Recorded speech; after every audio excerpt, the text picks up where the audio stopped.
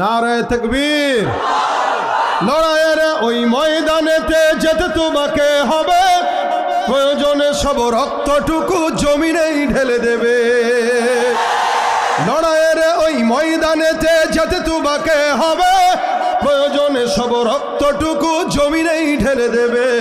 তবুও তোমায় লড়তেই হবে, মানিবে না পরাজয়।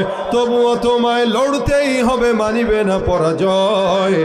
বিপ্লব মানে জীবন দেয়া বসে থাকা নয়, সে কোনো দিন আসবে না রে পর যদি ভয়।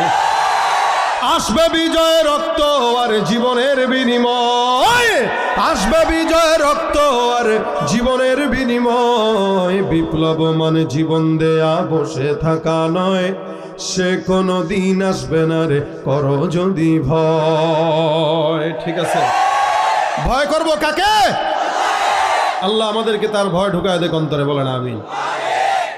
আমরা কোনো দলের বিরোধিতা করি না, আমরা দুর্নীতির বিরোধিতা করি, আমরা চাঁদাবাজের বিরোধিতা করি। সুতরাং ভাইরা আমার, নতুন বাংলাদেশ সেটা, যদিও হাত বদল হয়েছে, চাঁদাবাজ বদল হয় নাই। তো মনে রাখবেন, আগামীর বাংলাদেশকে ইসলামী বাংলাদেশ করার অনেক বড় একটা সুযোগ এখনো পর্যন্ত আছে।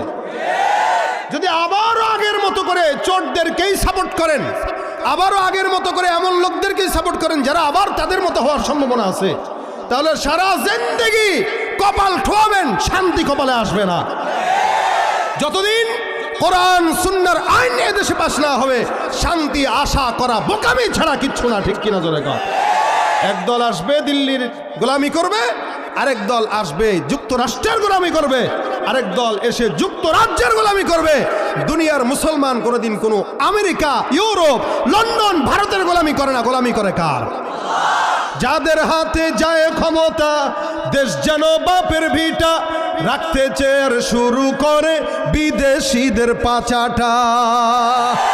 বিদেশিদের কথা মতো চালায় ওরা নিজের দেশ, দেখতে দেখতে গোল্লায় গেল আমার সোনার বাংলাদেশ।